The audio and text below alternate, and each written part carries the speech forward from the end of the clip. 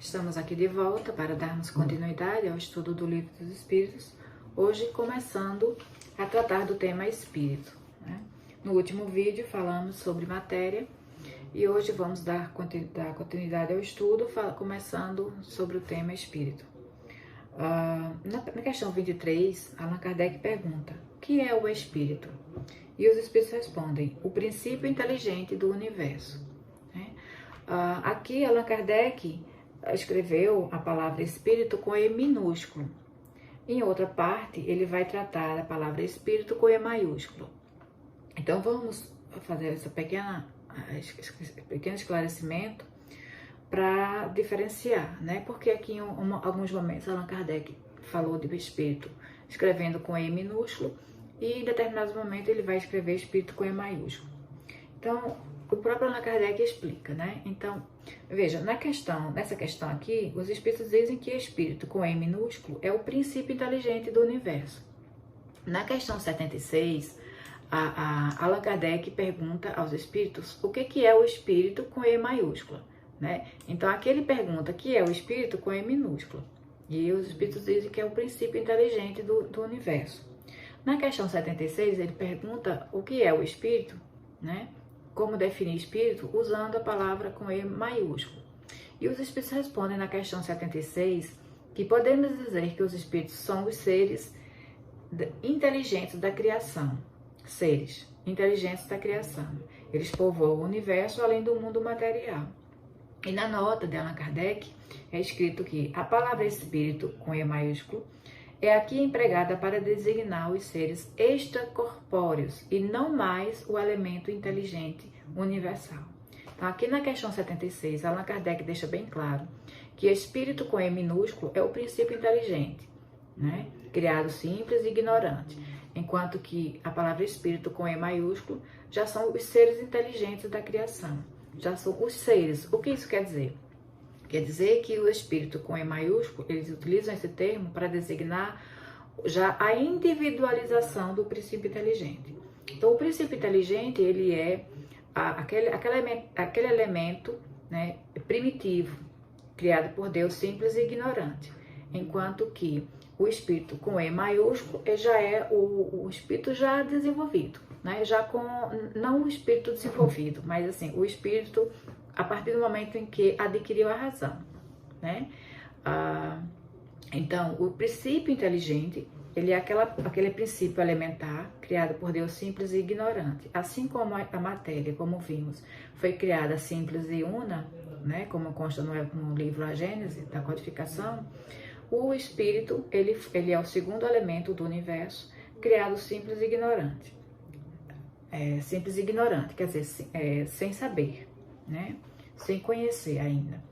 Então, esse princípio inteligente, ele passa por um processo de evolução em todos os reinos da natureza, reino mineral, vegetal e animal. E ele vai passando por esses estágios durante milênios, né? E ali ele vai desenvolvendo a sua inteligência, porque a inteligência é chamada princípio inteligente do universo, mas inteligência enquanto potência. Ele vai desenvolver isso ao longo de milênios. E a partir do momento em que ele adquire a razão, né, ele adquire pensamento contínuo, é que ele passa a ser chamado, de fato, de ser, né, de um ser individualizado. Ele passa a ser considerado um ser individualizado, um ser inteligente, né, já capaz de criar. Então, aqui a partir do momento em que o espírito, ele adquire a razão, ele passa a ser um co-criador, né? Ele passa a colaborar com Deus na obra da criação. Deus é o criador, os espíritos são co-criadores. Deus é o co-criador em plano maior, os espíritos são os co-criadores em plano menor, né? Então, quando virmos a palavra espírito com E minúsculo, devemos lembrar que se trata do princípio inteligente, até aquela fase em que ele adquire a razão, né? Até os animais, mais ou menos. E espírito com E maiúsculo está se referindo aos espíritos, aos seres individualizados da criação, os seres inteligentes individualizados.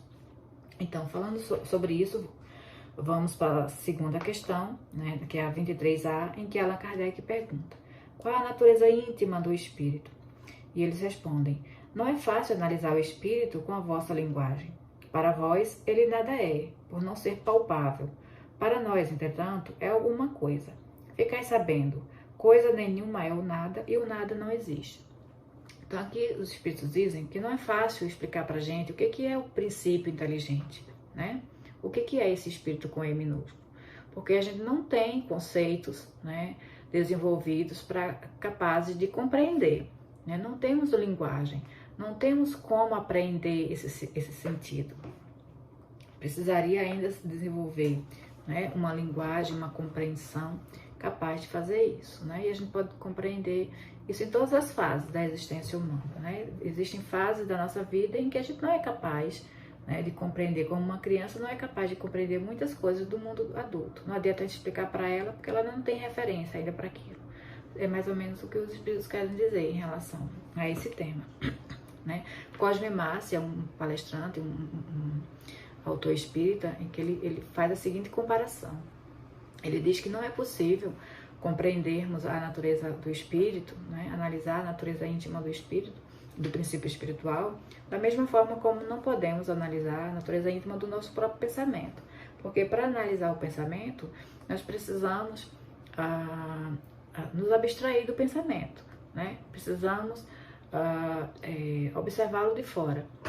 Mas como vamos observar o pensamento de fora, se para analisarmos o pensamento, precisamos utilizar o pensamento, né? Então, por exemplo, para analisarmos qualquer coisa, uma caneta, por exemplo, para sabermos o que isso é feito, né? Analisarmos a sua essência, precisamos observar esse objeto de fora. Precisamos cortar, fragmentar, medir, mandar para o laboratório, etc. Ou seja, ele precisa estar fora de nós para podermos observar. Isso não é possível com o princípio espiritual. Ele não é algo que podemos mensurar, observar de fora, né? Medir, comparar, não é possível isso. Então se torna algo muito difícil, né, para compreendermos, justamente por essas dificuldades, né? Então é isso, né? Precisamos aqui desenvolver, imaginar o princípio inteligente, né? Esse espírito com E minúsculo, ele é esse princípio inteligente. Precisamos imaginar esse princípio como o embrião, né? O embrião, ele traz em si, né, no útero materno, os germes de um ser, né, que vai se tornar um ser individualizado ao nascer.